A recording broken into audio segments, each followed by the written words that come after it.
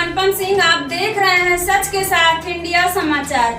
Gorakhpur Bhojpuri film star Nirahua और Amrapali Dubey Bhojpuri film ठीक है के गाने का शूटिंग विंध्यवासिनी पार्क में किया।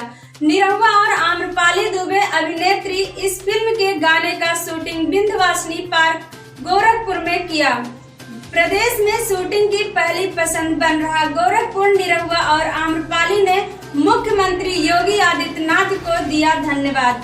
निरहुआ और आम्रपाली दुबे इस फिल्म में मुख्य भूमिका में हैं। इस अवसर में कहा कि निर्माता निर्देशकों की पहली पसंद गोरखपुर बनता जा रहा है। यहाँ वर्तमान में कई फिल्मों और वेब सीरीज की शूटिंग चल रही है और आगामी दिनों में भी इनकी संख्या बढ़ेगी। इससे यहाँ के लोकल कलाकारों को काम करने का मौका मिलेगा। फिल्मों की शूटिंग से तरह तरह के रोजगार को भी बढ़ावा मिलेगा। पर्यटन का दायरा बढ़ेगा। कला के क्षेत्र में गोरखपुर राष्ट्रीय अंतर्राष्ट्रीय स्तर पर जाना जाएगा। गोरखपुर ही नहीं, आसपास के जिलों के कलाकार भी इससे जुड़ेंगे। निरहुआ ने मुख्यमंत्री योगी आदित्यनाथ के प्रति आभार व्यक्त करते हुए कहा कि महाराज जी की फिल्म उद्योग के निर्माण, इसके विकास और इसके प्रसार के प्रति जो सक्रियता है वो सराहनीय है। उन्होंने प्रदेश में एक ऐसे फिल्म सिटी के निर्माण का जिम्मा उठाया है जो देश ही नहीं विश्व स्तर पर भी जाना जाएगा। कलाकारों को अपने जनपद, अपने प्रदेश में ही अभिनय का एक बड़ा प्लेटफॉर्म मिलेगा। मुख्यमंत्री योगी आदित्यनाथ जी ने निर्माता निर्देशकों को जो सहूलियत दी है, जो उनके प्रति सहयोग की भावना है, वही कलाकारों के लिए बहुत बड़ा प्रोत्साहन है।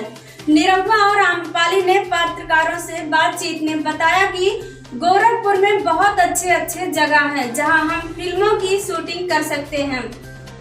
हमें बहुत अच्छा लगता है गोरखपुर में शूटिंग करके। अब यहाँ लगातार भोजपुरी फिल्मों की शूटिंग होगी। हम मुख्यमंत्री जी को तहे दिल से धन्यवाद देते हैं कि हमें गोरखपुर में शूटिंग करने का मौका प्राप्त हुआ। आइए चलते हैं जिला संवाददाता गोरखपुर जोन से आदित्य दुबे की खास रिपोर्ट पर।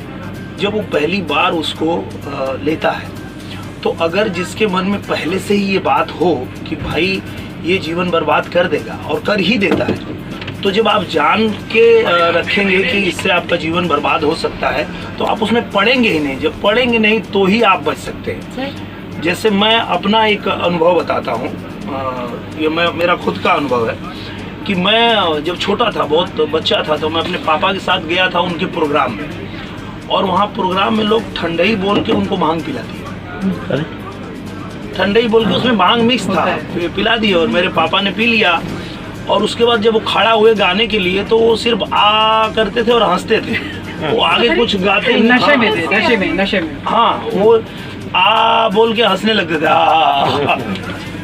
तो मैं ऐसे छोटा बच्चा था, मैं स्टेज पे अपने पिताजी को देख रहा था और मेरे मन में वो बात बैठ गई कि मैं जीवन में कभी ये नशा नहीं करूँगा।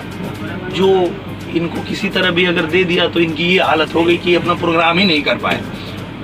तो जब हम जान गए तो हमने कभी छुआ नहीं उसको।